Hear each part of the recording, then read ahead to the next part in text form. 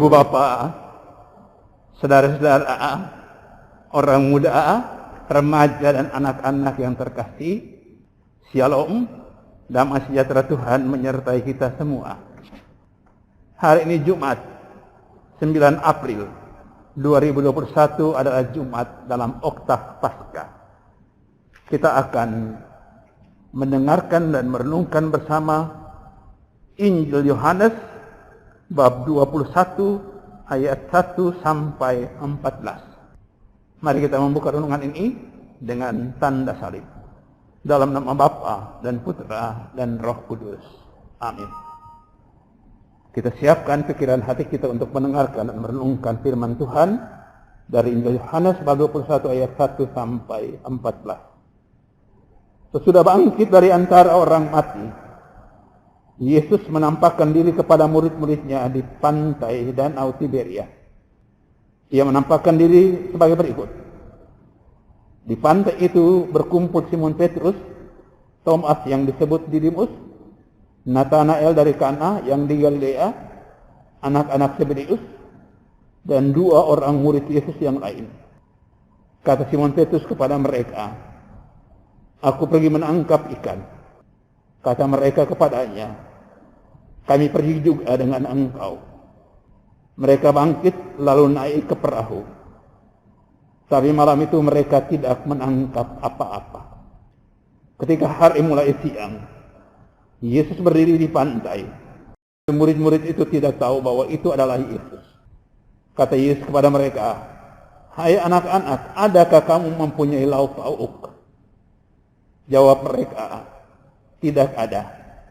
Maka kata Yesus kepada mereka, "Tebarkanlah jalamu di sebelah kanan perahu, maka akan kamu peroleh." Lalu mereka menebarkannya, dan mereka tidak dapat menariknya lagi karena banyaknya ikan. Maka murid yang dikasihi Yesus berkata kepada Petrus, "Itu Tuhan." Ketika Petrus mendengar bahwa itu adalah Tuhan, maka ia mengenakan pakaiannya, sebab ia tidak berpakaian, lalu terjun ke dalam danau. Murid-murid yang lain datang dengan perahu karena mereka tidak jauh dari darat, hanya kira-kira 200 hasta saja. Dan mereka menghela jala yang penuh ikan itu. Ketika tiba di darat, mereka melihat ada api arang, dan di atasnya ada ikan serta roti. Kata Yesus kepada mereka, "Bawalah beberapa ikan yang baru kamu tangkap itu." Simon Petrus naik ke perahu, lalu menghela jala itu ke darat, penuh ikan-ikan besar, 153 ekor banyaknya. Dan sungguh pun sebanyak itu ikannya, jala tidak koyak. Kata Yesus kepada mereka, "Marilah dan sarapanlah." Tidak ada di antara murid-murid itu yang berani bertanya kepadanya, "Siapakah engkau?" Sebab mereka tahu bahwa ia adalah Tuhan. Yesus maju ke depan, mengambil roti dan memberikannya kepada mereka. Demikian juga ikan itu. Itulah ketiga kalinya Yesus menampakkan diri kepada murid-muridnya sesudah ia bangkit dari antara orang mati. Demikianlah Injil Tuhan. Terpujilah Kristus.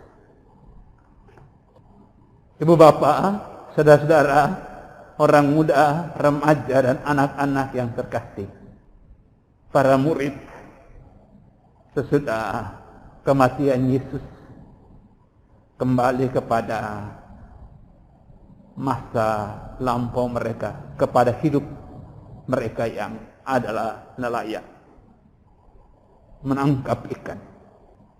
Dalam Injil tadi kita dengarkan bagaimana mereka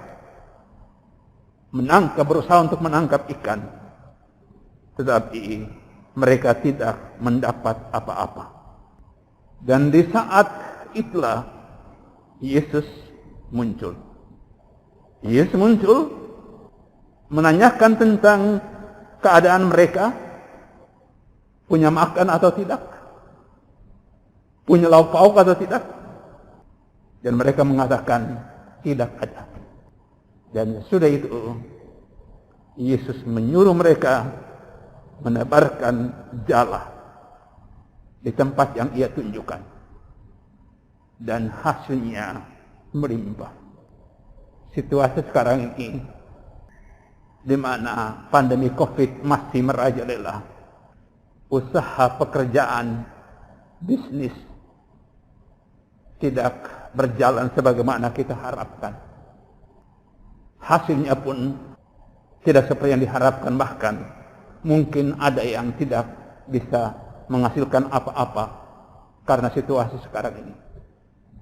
Tapi pengalaman para murid menunjukkan kepada kita, mengingatkan kembali kepada kita bahwa segala rezeki itu datangnya dari Tuhan.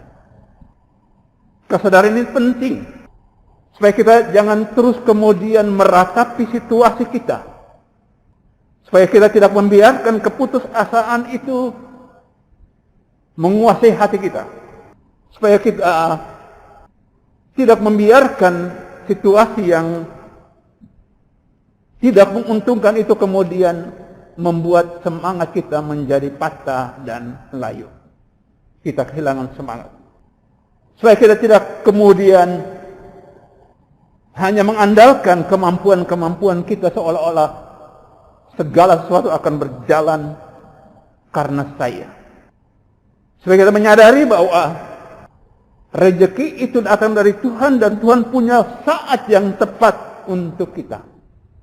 Kesadaran iman ini yang perlu kita jaga, kita rawat. Sekarang memang keadaan belum baik sepenuhnya.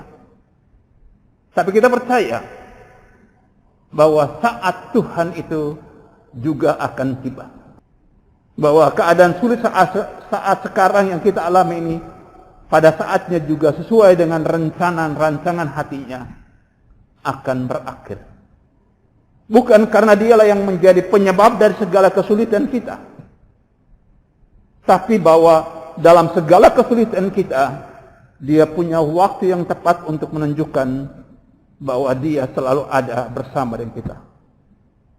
Kita diingatkan bahwa rezeki kehidupan itu datang daripadanya, dan karena itu kita selalu mengandalkan dia, menyerahkan segala usaha dan pekerjaan kita kepadanya, dan membiarkan dia menentukan saat yang tepat untuk kita bisa bangkit lagi. Iman kepercayaan seperti ini yang perlu kita tumbuhkan dari hari ke hari. Kita berdoa untuk itu. Tuhan memberkati kita semua dalam nama Bapa dan Putra dan Roh Kudus. Amin.